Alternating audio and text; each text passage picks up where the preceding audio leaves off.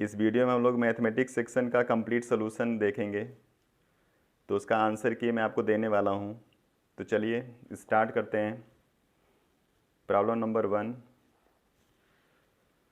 In a religious gathering the ratio of the number of ladies to that of the gents was 3:2। When 20 more gents join the ratio was reverse then the number of ladies was. यहाँ पे ladies to gents का जो ratio दिया है वो 3x/2x है। हम ratio हमेशा किसी वेरिएबल के साथ लिखते हैं। अब जेंट्स में कह रहा है कि 20 एक्स्ट्रा हो गए, तो जेंट्स पहले हमने 2x लिया था, इसमें 20 हमने एक्स्ट्रा कर दिया। अब लेडीज़ का काउंट 3x, जिसमें कोई चेंज हमने नहीं किया। जेंट्स हो गए टोटल 2x + 20। इसका अब रेशियो जो हम लिख रहे हैं वो पुराने वाले का रिवर्स हो गया, यानी पहले 3:2 था, वो जाएगा 2:3। अब इसको हम लोग सॉल्व कर लेंगे तो हमको मिल जाएगा x की वैल्यू, उसी x से इसका दोनों का नंबर आ जाएगा। तो क्रॉस मल्टीप्लाई कर देंगे। 4x + 40 = हो जाएगा 9x। तो 5x = 40, x = हो जाएगा यहाँ पे 8। अब यहाँ पे 8 से मल्टीप्लाई कर लेंगे तो जो लेडीज़ का काउंट आएगा हो जाएगा 3 × 8 मीन्स 24, और जो जेंट्स हैं उनका काउंट आ जाएगा 2 × 8 मीन्स 16। तो यहाँ पे लेडीज़ आपसे पूछा गया है, इसलिए होगा 24 means option number 3।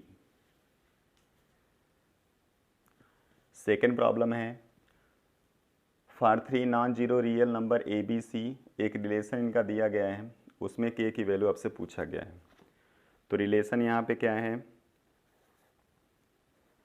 a/2 = b/3 = c/4 = 2a - 3b + 5c divided by k।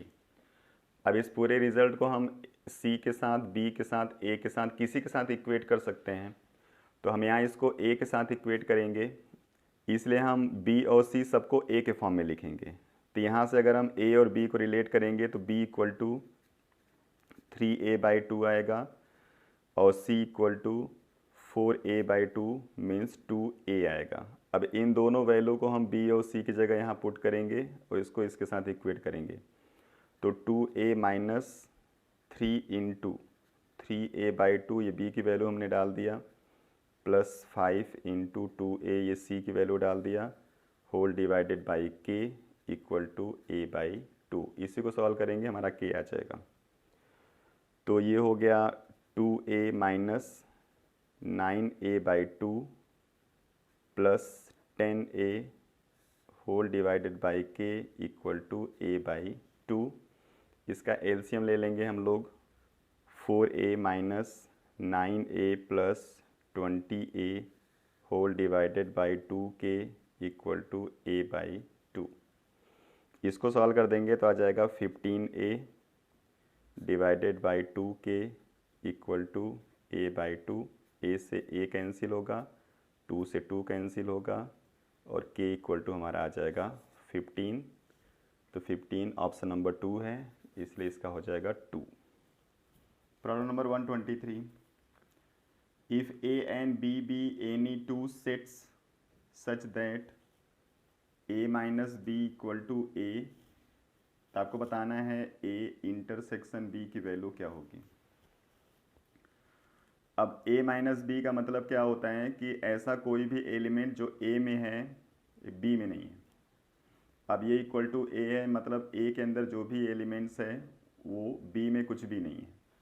तो जब इसका हम निकालेंगे इंटरसेक्शन, तो इंटरसेक्शन इन दोनों का कॉमन नंबर आता है। तो जब a का b में कोई कॉमन नंबर होगा नहीं, तो ये आपका नल आएगा, इसलिए इसको हम लिखेंगे 5। तो इसका आंसर 5 होगा, means option number 4। Next problem है, if the roots of the equation x² - bx + c = 0 are 2 consecutive number. अब किसी भी इक्वेशन के रूट्स हम लोग लिखते हैं अल्फ़ा और बीटा के फॉर्म में।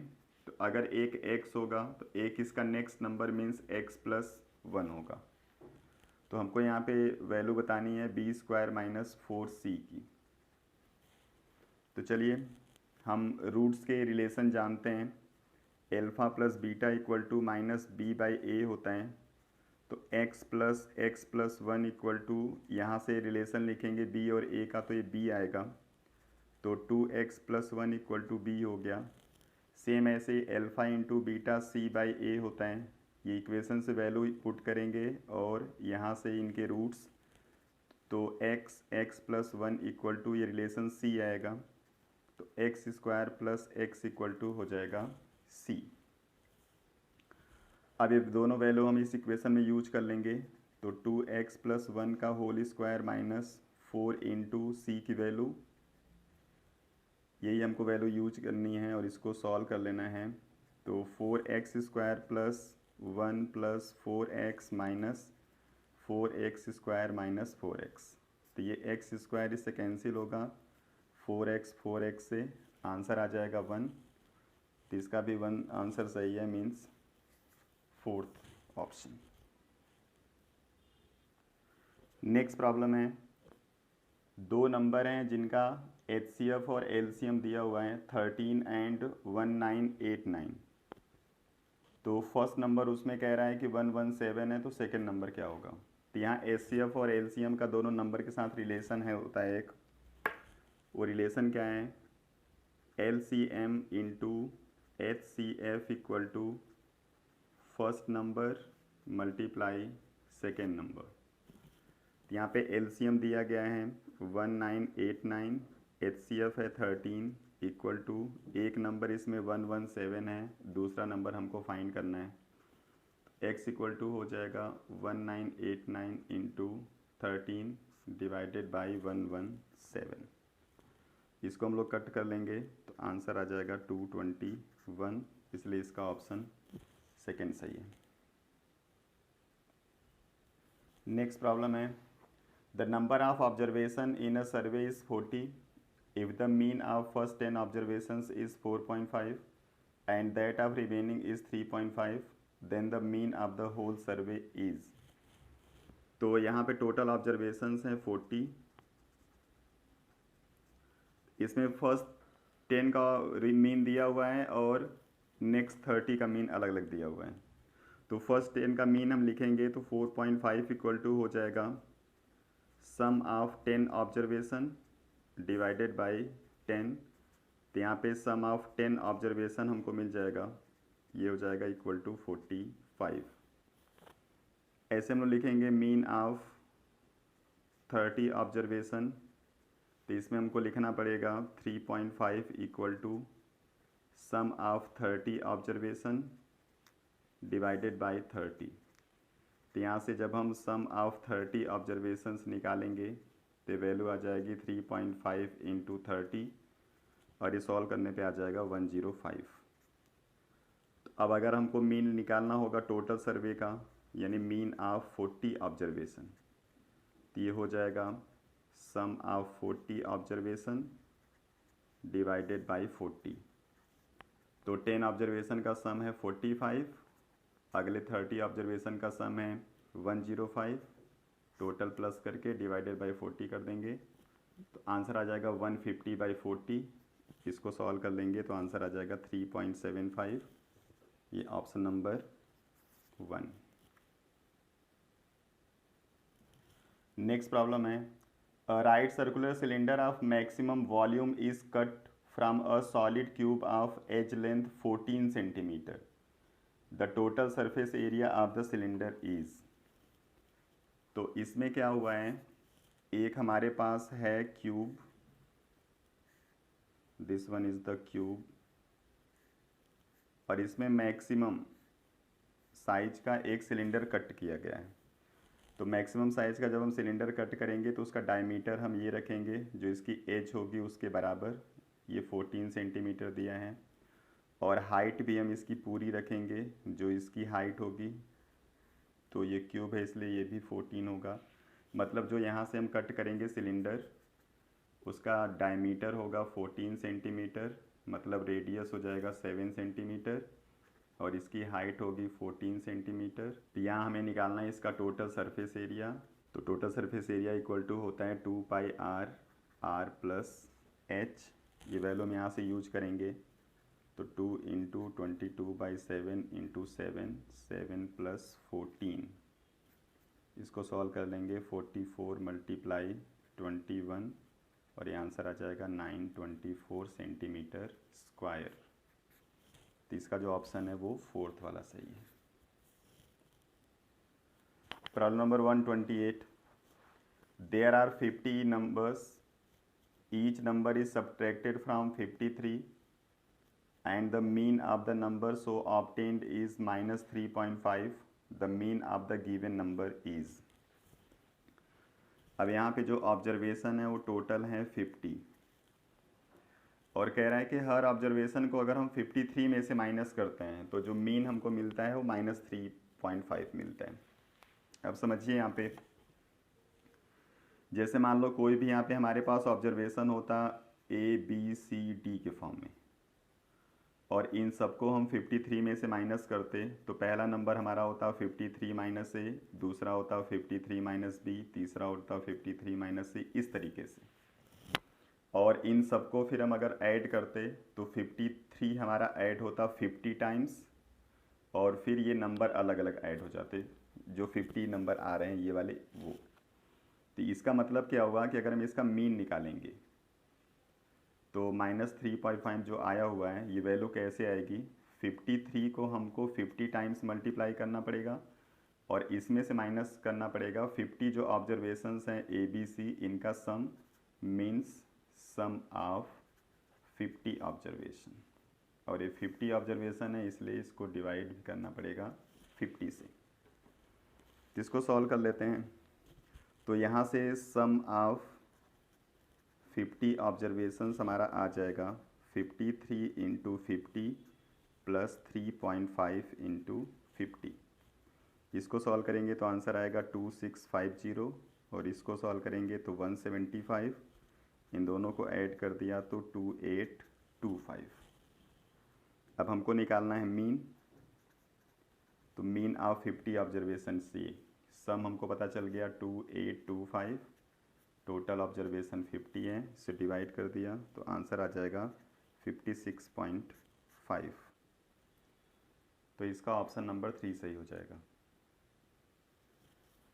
प्रॉब्लम नंबर 129, 10 ऑब्जर्वेशंस दिए गए हैं, are written in ascending order, the median of the data is 24, find the value of x। वो 10 ऑब्जर्वेशंस कौन कौन से हैं, 5, 9, 14, 15, x + 1, 2x - 13, 26, 30, 32 एंड 34। अब जब भी मीडियन निकालना होता है तो नंबर असेंडिंग या डिसेंडिंग ऑर्डर में होना चाहिए। ये असेंडिंग ऑर्डर बोल रखा है तो हम बीच के नंबर देखते हैं, तो बीच में कोई एक नंबर आएगा वही मीडियन हो जाएगा, और अगर 2 नंबर आते हैं तो उनका हमको एवरेज निकालना होता है। 4 डिजिट इधर से हमने लीव किया, 4 इधर से, तो बीच में इसके 2 नंबर आ गए, इसलिए जो मीडियन होगा इन दोनों का मीन होगा। तो मीडियन यहाँ पे 24 बोल रखा है, तो ये इक्वल टू हो जाएगा x + 1 + 2x - 13 डिवाइडेड बाई 2। तो 3x - 12 इक्वल टू 2 से मल्टीप्लाई किया इधर 48, 3x इक्वल टू हो जाएगा 60, तो x इक्वल टू हो जाएगा 20। यहाँ पे x की वैल्यू 20 है, ऑप्शन नंबर 4। नेक्स्ट प्रॉब्लम में क्या है, 44 cows can graze a field in 9 days, how many less और more cows will graze the same field in 12 days। तो यहाँ पे हमको नंबर ऑफ डेज बढ़ाना है, इसका मतलब काऊ के नंबर को हमको कम करना पड़ेगा। तो यहाँ पे जो मोर वाले ऑप्शन है 2 तो ऐसे ही गलत हो जाएंगे, ये लेस वाले में से कोई एक आंसर आएगा। अब ये क्या आएगा इसको देखते हैं, ये डायरेक्ट और इन्वर्स रिलेशन से प्रॉब्लम है। 130 क्वेश्चन नंबर, तो यहाँ पे 2 वेरिएबल हैं, एक काऊ और एक नंबर ऑफ डेज। काऊ 44 है तो डेज लग रहे हैं टोटल 9। काऊ हमको बताना है कितना पहले यूज होगा जो कि टोटल फील्ड को 12 डेज में ग्रेज करेगा। जब नंबर ऑफ डेज बढ़ाएंगे तो हमको काऊ का नंबर कम करना पड़ेगा, इसलिए ये इन्वर्स रिलेशन है, इसलिए फार्मूला यूज होगा x1 y1 = x2 y2। तो 44 इंटू 9 इक्वल टू हो जाएगा x इंटू 12, तो x की वैल्यू आ जाएगी 44 इंटू 9/12, तो इसका आंसर आ जाएगा 33। तो पहले 44 काऊ थे, अब काऊ 33 यूज होंगे, मतलब कितने काऊ हमने लेस किए, तो यहाँ पे 11 काऊ हमको लेस करना पड़ेगा, इसलिए इसका आंसर हो जाएगा फर्स्ट ऑप्शन। अगला है if a+2 and a+4 are prime number. Prime number मतलब जो अपने टेबल में केवल आते हैं, अगर हैं तो यहाँ पे a के कितनी वैल्यूज़ हो सकती हैं। तो यहाँ पे क्या होगा, अब a की वैल्यू कुछ भी आप पुट करो जिससे कि ये प्राइम नंबर ही रहे। तो अगर हम a की वैल्यू यहाँ पे 3 पुट करें तो ये नंबर 3 रहेगा, और यहाँ पे 3 पुट करेंगे तो ये हो जाएगा 5 और ये हो जाएगा 7। ये तीनों प्राइम नंबर हैं, और केवल ये 3 ऐसा नंबर है जिसको पुट करने पे ये प्राइम नंबर आएगा, क्योंकि अगर यहाँ पे 1 पुट करेंगे तो ये 3 प्राइम नंबर आएगा, ये 5 प्राइम नंबर आएगा, लेकिन 1 प्राइम नंबर होता नहीं है। आगे कुछ और वैल्यू पुट कर रहे हैं तब भी ये प्राइम नंबर कोई एक तो ऐसा हो रहा है कि जो नहीं आ रहा है प्राइम नंबर, इसलिए इसका आंसर केवल एक हो सकता है नंबर, इसलिए ऑप्शन नंबर इसका हो जाएगा सही 4। मीन्स ए की केवल एक वैल्यू होगी जिससे ये प्राइम नंबर आएगा। नेक्स्ट प्रॉब्लम है find the biggest 4 digit number which is perfect square. अब 4 डिजिट का सबसे बड़ा नंबर तो होता है 9999। अब ये परफेक्ट स्क्वायर होगा कि नहीं हमको चेक करना है, उसको चेक करेंगे। अगर कुछ रिमाइंडर बच जाएगा तो उतना ही इसमें से माइनस कर देंगे तो नंबर परफेक्ट स्क्वायर हमको पता चल जाएगा। तो इसका निकाल लेते हैं स्क्वायर रूट। 9, 81, 18, 99 नीचे आ गया, ये हो गया 18, 9 टाइम्स से इसको डिवाइड किया तो 1017, इसको माइनस किया तो 198। ये परफेक्ट स्क्वायर नहीं है, कुछ रिमाइंडर बच रहा है, तो यहाँ से परफेक्ट स्क्वायर नंबर अगर आपको बताना होगा तो इसमें से हम लोग माइनस कर देंगे 198, तो आंसर हमारा आ जाएगा 9801। This one is the perfect square number of 4 digit biggest. इसका ऑप्शन हो जाएगा थर्ड वाला। इसमें कह रहा है कि अगर x पावर 13 + 1 को डिवाइड किया जाए x - 1 से तो रिमाइंडर क्या होगा। इसको रिमाइंडर थ्योरम से कर देंगे। ये फैक्टर दिया है, यहाँ से x की वैल्यू निकालेंगे 1 आएगा, इस वैल्यू को वहाँ पे पुट कर देते हैं तो जो आंसर आता है वही रिमाइंडर होता है। 1 के पावर 13 मतलब 1 और ये मिल के हो गया 2, इसलिए रिमाइंडर 2 आएगा, ऑप्शन नंबर 1। नेक्स्ट प्रॉब्लम है if a and b are non empty subset of a set C, then आपको बताना है A union A intersection B की वैल्यू। तो यहाँ पे A और B दोनों सबसेट हैं C के, इसलिए A यहाँ पे एक एलिमेंट होगा C का, B is also an element of C, और यहाँ पे दोनों सबसेट होंगे, इसलिए जब हम इसका निकालते हैं A union A intersection B तो वैल्यू यहाँ पे केवल A आएगी, क्योंकि A इंटरसेक्शन B करेंगे तो यहाँ पे कुछ भी नहीं मिलेगा, और जब A यूनियन नल नंबर करेंगे तो ये A मिल जाएगा। तो A इसका ऑप्शन हो गया, मीन्स ऑप्शन नंबर 1। चलिए problem number 135। The population of a village increases by 5% yearly if at present the population of a village is 4410, then what was the population before 2 years। तो यहाँ पे जो हम लोग कंपाउंड इंटरेस्ट का formula लगाते हैं, जिसमें हम लोग लिखते हैं A = P 1 + R/100 and power time, इसी फार्मूले को यूज करेंगे। तो अभी हम अपने प्रेजेंट पॉपुलेशन को अमाउंट की जगह रखेंगे और इसके लिए हम P कैलकुलेट करेंगे।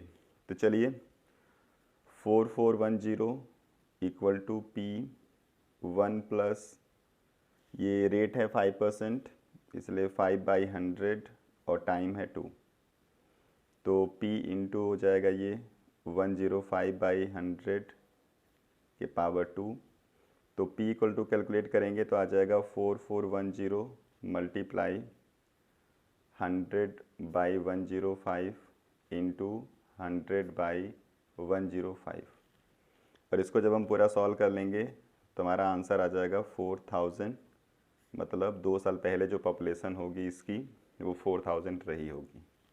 तो 4000 ऑप्शन थर्ड है, इसलिए इसका हो जाएगा थर्ड। नेक्स्ट प्रॉब्लम में आपको बताना है कौन सा स्टेटमेंट इसमें ट्रू है। तो पहला है congruence of triangle can be learn without learning algebra. तो बिना एल्जेब्रा को लर्न किए आप कांग्रुएंस लर्न नहीं कर सकते, पहला गलत है। Equations can be learn without learning arithmetic.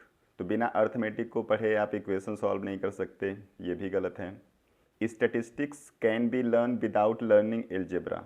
तो ये भी नहीं हो सकता है, स्टैटिस्टिक्स में एल्जेब्रा बिल्कुल आता है। फोर्थ है डिफरेंट ब्रांचेस ऑफ मैथमेटिक्स जैसे कि algebra, geometry etcetera are dependent on each other. ये सही है क्योंकि सब एक दूसरे के ऊपर डिपेंड करते हैं और बिना एक के दूसरा कभी भी हम स्टडी प्रॉपर कर पाएंगे पॉसिबल नहीं है, इसलिए 136 का जो ऑप्शन सही होगा वो हो जाएगा फोर्थ। 137 इस प्रॉब्लम में कह रहा है which among the following is the best way of teach mathematics. ये पेडोलॉजी से प्रॉब्लम है, मैथमेटिक्स की टीचिंग से। तो इसमें पहला है find the gap and address only them, find the weakness and teach only those part. Third है teach every student with the same approach. चौथा है motivate the learners to develop their existing capability. तो इसमें कुछ लोगों को option number 3 सही लगा होगा कि हर स्टूडेंट को हम सेम अप्रोच से पढ़ाएंगे, लेकिन ऐसा बिल्कुल भी नहीं है क्योंकि हर स्टूडेंट की अपनी कैपेबिलिटी होती है, अपना माइंडसेट होता है, अपना उसका दिमाग होता है। तो सबका दिमाग एक जैसा नहीं होता है, इसलिए लर्निंग हैबिट एक जैसी सबकी नहीं होगी। इसलिए यहाँ पे इसका आंसर होगा फोर्थ वाला। हम लर्नर को मोटिवेट करेंगे कि उनकी जो भी कैपेबिलिटी है उसके अकॉर्डिंग वो पढ़ाई करेंगे। चलिए नेक्स्ट क्वेश्चन नंबर 138। इसमें क्या कह रहे हैं, if salary of A is 25% more than the B, then how much percentage of B salary less than the A की सैलरी बी से 25% ज़्यादा है। तो यहाँ पे हम सबसे पहले सैलरी बी का एज्यूम कर लेते हैं। तो सैलरी ऑफ बी हम लोग ले लेते हैं यहाँ पे एक्स। तो जो सैलरी ऑफ ए आएगा वो x आएगा और x का 25% extra, means x plus x by 4। इसको सॉल्व करेंगे तो आएगा 5x/4। तो अब यहाँ बताना है कि इससे कितने परसेंट सैलरी इसकी कम है। तो सबसे पहले इन दोनों का डिफरेंस हमको निकालना पड़ेगा। तो हम लिखेंगे डिफरेंस ऑफ सैलरी, तो हो जाएगा 5x/4 माइनस एक्स। तो इसको सॉल्व करेंगे तो आ जाएगा x/4। अब इससे कितना कम है बताना है, इसलिए परसेंटेज हम इसका कैलकुलेट करेंगे। तो जो परसेंटेज है उसको y अगर हम एज्यूम कर लें तो 5x/4 का y% करने पे हमको आंसर x/4 मिल जाना चाहिए। तो इसको हम सॉल्व कर लेंगे तो y इक्वल टू आ जाएगा 100/5। इसको सॉल्व करेंगे तो आ जाएगा 20%, मीन्स बी की सैलरी ए से 20% लेस होगी और 20% ऑप्शन नंबर 1 है, इसलिए इसका हो जाएगा first. Problem number 39। Sum of 2 natural number is 8 and determine the number if the sum of their reciprocal is 8/15। तो इसमें क्या है, दो नंबर हमारे पास हैं, हम इसको एज्यूम कर लेते हैं x और y। तो इन दोनों का सम कह रहा है कि 8 है और इनके रेसिप्रोकल का sum means 1/x plus 1/y equal to 8/15 है। तो यहाँ पे x और y की वैल्यू बतानी है। इसको थोड़ा सा हम सिंप्लीफाई करेंगे तो ये आएगा x plus y divided by x y equal to 8/15। x plus y हमारा 8 है, अगर वैल्यू यहाँ पे पुट करें तो एक्स वाई हमको मिल जाएगा 15। तो अगर हम यहाँ पे इसको x इक्वल टू लिखना चाहें तो हम 8 माइनस वाई लिखेंगे। इस x की वैल्यू 8 माइनस वाई हम यहाँ पे पुट करेंगे तो हमारा एक इक्वेशन बन जाएगा 8 माइनस वाई मल्टीप्लाई वाई करके 15 आया हुआ है, 8y minus y square equal to 15, तो y square minus 8y plus 15 equal to 0। ये हमारा क्वाड्रेटिक इक्वेशन बन गया। इसको सॉल्व करेंगे तो हमारा y आएगा y square minus 3y minus 5y plus 15 equal to 0। हमने इसके दो फैक्टर बना दिए 3y और 5y। y यहाँ पे कॉमन किया y माइनस 3, यहाँ से माइनस 5 कॉमन किया y माइनस 3, तो y माइनस 3 और y माइनस 5 हमारे दो फैक्टर बने। यहाँ से y की वैल्यू आएगी 3, यहाँ से y की वैल्यू आएगी 5। अब हमारा जो रिलेशन है एक्स वाई का वो ये है, तो अगर मैं यहाँ से x निकालना चाहें तो जब y की वैल्यू आप 3 यूज करोगे तो x की वैल्यू आ जाएगी 5, और जब y की वैल्यू 5 यूज करोगे तो x की वैल्यू आ जाएगी 3। तो आंसर आपका 3 5 होगा दोनों नंबर, या फिर 5 3 होगा, उससे फ़र्क नहीं पड़ता, एक 5 और एक 3 होना चाहिए। और ये आंसर मैच कर रहा है आपका थर्ड वाला, इसलिए इसका आंसर हो जाएगा थर्ड।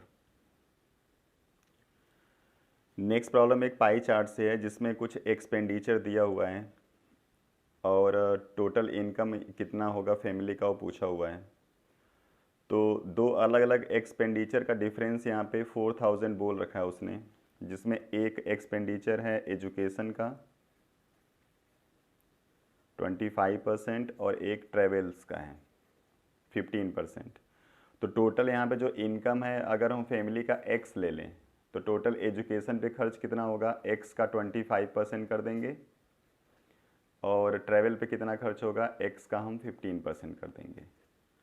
तो ये जो रिज़ल्ट आएगा वो आएगा x/4 और माइनस ये रिज़ल्ट आएगा 3x/20, और दोनों का डिफरेंस 4000 बोल रखा है, इसलिए इसको इक्वेट करेंगे 4000 से। तो इसको सॉल्व करेंगे तो हमारा इनकम आ जाएगा। तो इसको सॉल्व कर लिया, 25x minus 3x means 2x/20 means x/10 equal to 4000। तो यहाँ से x निकालेंगे तो आ जाएगा 40,000, यानी उस फैमिली के जो इनकम है वो 40,000 रुपीज़ है, और ये ऑप्शन नंबर 2 है। अगला problem number 141, Jatin buy an article for ₹10% less than the value and sell it for 10% more than its value, what is its gain percent. अब यहाँ पे वैल्यू हम इसकी कुछ भी ले लेते हैं, तो वैल्यू को हमने एज्यूम कर लिया x, तो उसको 10% लेस पे इसने लिया हुआ है, तो जो कॉस्ट प्राइस होगा वो इसका क्या हो जाएगा, x माइनस एक्स का 10%, यानी x माइनस x/10। सॉल्व करेंगे तो आ जाएगा 9x/10, तो ये कॉस्ट प्राइस हो गया।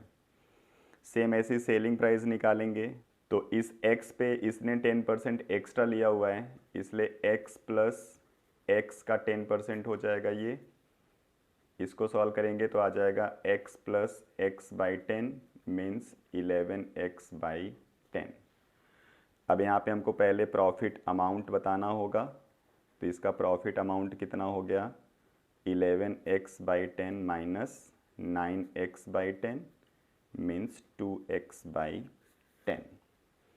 अब जो भी हम गेन और लॉस परसेंट निकालते हैं वो हमेशा कॉस्ट प्राइस पे निकाला जाता है, तो इसलिए हम यहाँ पे कॉस्ट प्राइस का परसेंटेज निकालेंगे। तो ये प्रॉफिट हुआ है, इसलिए प्रॉफिट परसेंटेज मान लो अगर हम y ले लें तो हमारा जो कॉस्ट प्राइस था वो था 9x/10, तो इसी का y% करने पे हमारा आंसर 2x/10 आया था। इसको हम सॉल्व कर लेंगे तो y इक्वल टू हो जाएगा 200/9, इसको सिंप्लीफाई करेंगे तो आ जाएगा 22:2/9%। तो ये इसका आंसर होगा, और ये ऑप्शन नंबर फर्स्ट है। 142 problem number, if the root of a equation, एक इक्वेशन दिया है यहाँ पे x² minus px plus 54 equal to 0, are in the ratio 2:3। यहाँ पे 2 रूट यानी alpha ratio beta equal to 2:3 दिया है, यानी एल्फ़ा की वैल्यू हम 2x, बीटा की वैल्यू 3x यहाँ पे यूज करेंगे। Then find the value of p, यहाँ पे p बताना है। तो एल्फ़ा बीटा का रिलेशन हम लोग 2 जानते हैं इस इक्वेशन को सॉल्व करने के लिए। एक होता है एल्फ़ा प्लस बीटा, जो हम लिखते हैं -b/a। तो 2x + 3x इक्वल टू कर देंगे -b/a। b की जगह यहाँ पे p है इसलिए p, और a की जगह यहाँ पे 1 है इसलिए p रहेगा। 5x equal to p, x equal to हो जाएगा p/5। एल्फ़ा इंटू बीटा लिखेंगे तो हम लोग c/a लिखते हैं। एल्फ़ा और बीटा की value 2x into 3x, c की वैल्यू यहाँ पे 54 है, a की वैल्यू 1, इसलिए ये 6x² इक्वल टू हो जाएगा 54। x की वैल्यू यहाँ से हम इसमें पुट करेंगे 6 इंटू p/5 का स्क्वायर इक्वल टू 54। तो p²/25 इक्वल टू आ जाएगा 54/6। तो p² इक्वल टू हो जाएगा, ये सॉल्व करने पे 9 आएगा और 25 इधर आके मल्टीप्लाई करेगा। तो p इक्वल टू हो जाएगा इनका स्क्वायर रूट यानी 3 इंटू 5 इक्वल टू 15। तो p की वैल्यू यहाँ पे 15 है और ये ऑप्शन नंबर आपका हो जाएगा 3rd। Problem number 143। Ratio of the height of 2 right circular cone is 25:64 and the ratio of their diameter is 4:5। Then ratio of their volume. 2 cone यहाँ पे हैं, एक कोन ये बना दिया हमने, एक ये। इसकी हाइट हम h1 ले लेते हैं, इसकी h2। तो h1 और h2 का रेशियो दे रखा है 25:64। इसका डायमीटर d1, इसका डायमीटर d2 ले लें तो d1/d2 का रेशियो दे रखा है 4/5। तो चाहे आप डायमीटर का रेशियो लिखो चाहे रेडियस का रेशियो लिखो, उससे कोई फ़र्क नहीं पड़ेगा क्योंकि ये इसका डबल होगा। तो इंटू 2 करोगे तो दोनों तरफ 2 कैंसिल वैसे भी होने वाला है। अब यहाँ पे वॉल्यूम निकालना है और वॉल्यूम ऑफ द कोन होता क्या है 1/3 पाई r² h। अब दोनों के r और h अलग अलग हैं इसलिए हम r1 h1 पहले का लिखेंगे, 1/3 पाई r² h2 दूसरे का लिखेंगे। हमको रेशियो निकालना था इसलिए हमने रेशियो के यहाँ पे किया हुआ है। 1/3 पाई हमने कैंसिल कर दिया तो ये हो जाएगा r1/r2 का square into h1/h2। Value put कर दिया 4/5 का स्क्वायर इंटू 25/64। तो 16/25 मल्टीप्लाई 25/64 कर देंगे तो आंसर आ जाएगा 16/64। सिंप्लीफाई करेंगे तो 1:4 और ये ऑप्शन नंबर 2 सही है। 144 में कह रहा है कि एक हमारे पास A है जिसके एलिमेंट हैं letters of the word below, यानी BELOW। दूसरा हमारे पास एक सेट है जिसका जो एलिमेंट है वो है वर्ड ऑफ वूल, WOOL। तो हमको बताना है C equal to A minus B की वैल्यू। और A माइनस बी का मतलब क्या होता है, all the value present in A which is not find in B। मतलब कि A में वो सारी वैल्यू जो B में प्रेजेंट नहीं है। तो A में B और E एक्स्ट्रा है जो कि B में नहीं है, बाकी LOW B में दिख रहा है इसलिए हो जाएगा B एंड E। तो this one is the set of the C। यहाँ पे हमको बताना है इसका सबसेट। तो इसके सबसेट्स कौन कौन से आ जाएंगे, एक आ जाता है फाई, ये सबके साथ आता है। एक आएगा B, एक आएगा E और एक इन दोनों का मल्टीपल आ जाएगा BE। तो there are 4 different sets of found. तो इसका आंसर हो जाएगा 3rd ऑप्शन। इसमें क्या है, the perimeter of a rhombus whose diagonal are 10 centimetre and 24 centimetre. एक रोम्बस हमारे पास है जिसके डायगोनल दिए हुए हैं, एक 10 सेंटीमीटर और एक 24 सेंटीमीटर। तो इसका हाफ करेंगे तो हो जाएगा 5 और इसका हाफ करेंगे तो 12, क्योंकि ये बाइसेक्ट करते हैं और ये डायगोनल 90 डिग्री पे बाइसेक्ट होते हैं, इसलिए ये एक राइट ट्राइंगल बनेगा। यहाँ से हम साइड बता सकते हैं, साइड इक्वल टू हो जाएगा √12 का स्क्वायर मीन्स 144 प्लस 5 का स्क्वायर मीन्स 25, ये हो जाएगा 169। सॉल्व करेंगे तो आएगा ये 13 सेंटीमीटर। तो 13 सेंटीमीटर इसकी एक साइड हो गई, तो पेरीमीटर इसका हो जाएगा 4 × 13 means 52 centimetre. 52 centimetre, option number 3। 146, a company make a advertisement to collect a capital of ₹25 lakh of shares. If the printed price of one share is rupees this, then find the number of shares circulated by the company. अब उसको कुल share के calculate करने हैं कितने, 25 लाख, और एक share का कॉस्ट है 100, तो आपको बताना है कुल कितने शेयर्स इसने सर्कुलेट किए हैं। मीन्स यहाँ पे सिंपली आपको 25 लाख को डिवाइड करना है 100 से। ये प्रॉब्लम मेनली हमको लगता है बस डिवाइड के लिए दिया गया है, यानी आपसे जानना चाह रहा है कि लाख आपको लिखने आता है कि नहीं। तो 25 लाख का मतलब यहाँ पे 5 टाइम्स 0 होगा, बस इसको नॉर्मली आपको 100 से डिवाइड कर देना है। 2 0 कैंसिल करेंगे तो 25,000 आएगा, मतलब इतने शेयर्स उसने क्या किए हुए हैं, सर्कुलेट किए हुए हैं। तो 25,000 means option number 2। Next problem है, from a pack of 52 playing cards, one card is drawn at random, what is the probability that the card is spade or an ace. अब यहाँ पे क्या होगा, 4 टाइप के जो कार्ड होते हैं उसमें जो स्पेड होता है वो एक टाइप का कार्ड है जो ब्लैक कलर का हर्ट होता है, this one is the spade, और इसका टोटल काउंट होता है 13, और एस होता है जिस पे ए लिखा रहता है। अब ये कुल होते हैं 4। अब इस 4 में से एक तो यहाँ पे 13 में आ गया, तो बचा यहाँ पे केवल 3 एक्स्ट्रा एस। तो टोटल जो यहाँ पे डिज़ायर इवेंट हमारा होगा 13 स्पेड का हो गया और 3 एक्स्ट्रा जो एस होंगे उनका, means 16 out of total 52 cards. 30 की प्रोबेबिलिटी हो गई, इसको सिंप्लीफाई कर देंगे तो आ जाएगा 4/13, ऑप्शन नंबर 4। नेक्स्ट प्रॉब्लम में एक साइक्लिक क्वाड्रिलेटरल बना हुआ है।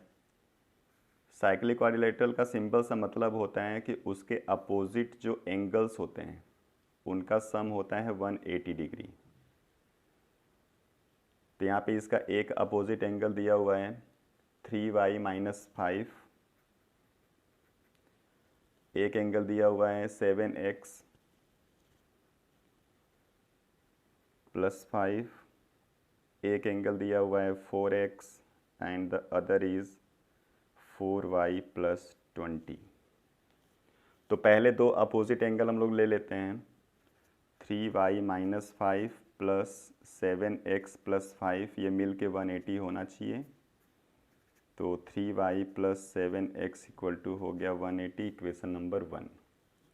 दूसरा अगर हम एंगल यूज कर लें ये दोनों, तो 4x + 4y + 20, ये मिल के 180 होना चाहिए। तो 4x + 4y = हो गया 160, मीन्स x + y = 40। अब इन दोनों इक्वेशन को हम सॉल्व कर लेंगे। तो इनको सॉल्व करने के बहुत सारे तरीके हैं, हम यहाँ पे एलिमिनेशन मेथड को यूज करने जा रहे हैं, इसलिए किसी एक के कोफिशिएंट को बराबर करेंगे, इसलिए हम इसको मल्टीप्लाई कर रहे हैं 3 से। तो ये वैल्यू आ जाएगी आपकी 3y + 3x = 120। y को कैंसिल करना है, साइन हमने सबका बदल दिया, y कैंसिल हो गया, 4x = हो गया 60, तो x = हो गया 15 डिग्री। अब इस इक्वेशन में आप x की वैल्यू यूज कर लो, y आ जाएगा, तो y इक्वल टू हो जाएगा 40 माइनस 15 25 डिग्री। तो यहाँ पे एक होगा 15 और एक 25 means option number 4। Next problem है for what value of x the mode of the following data is 27। तो यहाँ पे एक डेटा दिया गया है, तो इस डेटा में जो 27 है ये 3 टाइम्स आया हुआ है, 25 3 टाइम्स आया हुआ है और 26 भी 3 टाइम्स आया हुआ है। और मोड का मतलब होता है कि वो नंबर जिसकी फ्रीक्वेंसी सबसे ज़्यादा होगी, मीन्स सबसे ज़्यादा टाइम्स वो यहाँ डेटा में अपीयर होना चाहिए। तो कह रहा है कि यहाँ पे एक वैल्यू x दिया हुआ है, ये x क्या होगा जिससे कि इसका मोड 27 आएगा। तो 27 की फ्रीक्वेंसी इसका मतलब सबसे ज़्यादा होनी चाहिए। तो जो x होगा अगर हम उसको 27 लिख दें तो 27 4 टाइम्स हो जाएगा और ये मोड हो जाएगा, इसलिए जो x यहाँ पे होगा उसकी वैल्यू होनी चाहिए 27 मीन्स ऑप्शन नंबर 4। तो नेक्स्ट प्रॉब्लम में x इक्वल टू दिया हुआ है 2, y equal to 1, z equal to -3 और आपसे x cube plus y cube plus z cube minus 3xyz की वैल्यू पूछा हुआ है। अब यहाँ पे एक रूल है कि अगर x plus y plus z मिल के 0 हो जाए तो x cube plus y cube plus z cube की वैल्यू होती है 3xyz। तो इन तीनों को ऐड करने पे 0 आ रहा है, मतलब जहाँ पे x cube y cube z cube लिखा हुआ है उसकी जगह हम ये वैल्यू लिख सकते हैं।